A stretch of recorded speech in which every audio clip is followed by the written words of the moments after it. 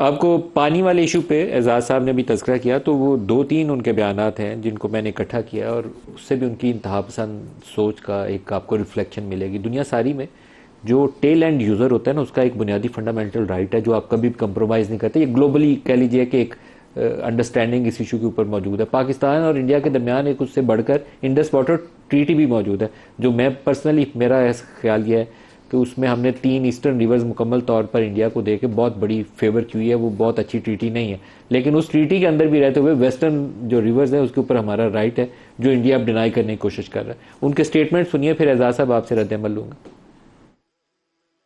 पाकिस्तान को भारत के हक का पानी नहीं मिलेगा और दुनिया की कोई ताकत हमें इस संकल्प से डिगा नहीं सकती है। पाकिस्तान को भारी कीमत चुकानी पड़ेगी। बड़ी खबर आ रही है, सिंधु जल संधि पर जल शक्ति मंत्री का बड़ा बयान सामने आया है। पाकिस्तान में सिंधु का एक बूंद भी पानी ना जाए। अभी उनके साथ कोई भी संधि आज तक हुई होगी, उस सभी संधि को रद्द कर देना चाहिए। ऐसा मुझे लगता है सरकार ने जो अभी जल संधि को रद्द कर दी है, एक अच्छा डिसीजन लिया है।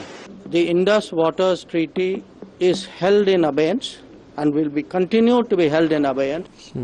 एजाज साहब, आज भी मोदी का एक मजीद बयान आया और वो मजाक उड़ा रहा है बाकायदा कि वो अभी तो मैंने उसकी डीसिल्टिंग के लिए थोड़े से डैम खोले हैं तो उससे सैलाब आ जाता है, तो पानी वानी तो हमने देना नहीं है पाकिस्तान को। इस तरह के बयान आ रहे हैं, तो उसका वो जो एक्सट्रीम माइंड सेट है ना, उसकी पूरी RSS वाली वो सोच की अक्कासी उसके बयान से हो रही है। तो इस इशू को कैसे लेकर आगे चलना चाहिए?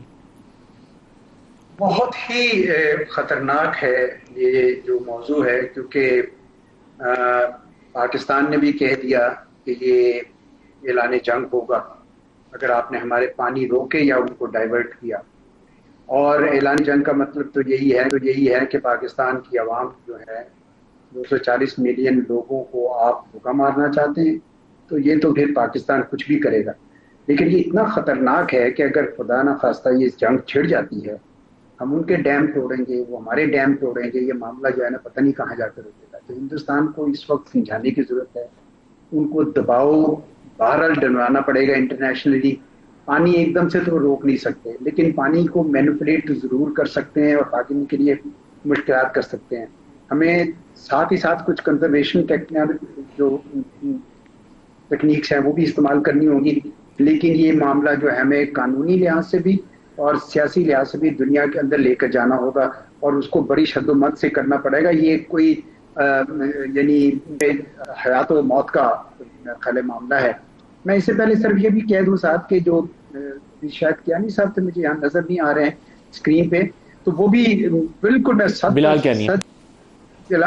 अजीब बड़ी उनकी बातों से मैं बिल्कुल इत्तेफाक करता हूँ सदर सद कि माशाल्लाह पाकिस्तान बहुत खुश है इस मामले में कि हमारे जो है हमारी फौज ने, हमारे मीडिया ने, हमारे सफारतकारों ने, हमारे सियासी कायदीन ने, सब ने बहुत अच्छा किरदार अदा किया, इसमें कोई शक नहीं।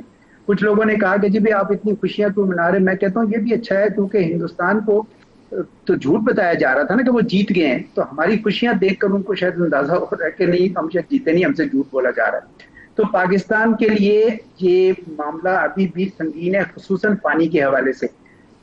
कानूनी लिहाज से भी वो तो कानूनी माहिरीन ज्यादा अच्छी तरह बता सकते हैं कि कहाँ कहाँ हम ये मामला ले जा सकते हैं, लेकिन हमारे जो सफारती मिशन है उनको ये बहुत ही जरूरी है। इसीलिए हमने कहा ना कि पानी का कोई बीच में बंदा एक्सपर्ट होना चाहिए ताकि हमें उनको सिग्निफाई कर सकें कि भाई हमारे लिए बहुत इंपॉर्टेंट है। और इनकी जो स्टेटमेंट्स है, इनके कई लोग तो ये करते हैं कि वो डिजिटल भी साथ एक फाइल लेकर चलते हैं, वहां पे जाके ना स्क्रीन लगवा के वो दिखाते हैं ताकि ये स्टेटमेंट्स इनकी जो हैं विद इंग्लिश ट्रांसलेशन या व्हाटएवर अदर ट्रांसलेशन वो भी लगानी चाहिए। ये मामला इस वक्त अब इतना संगीन है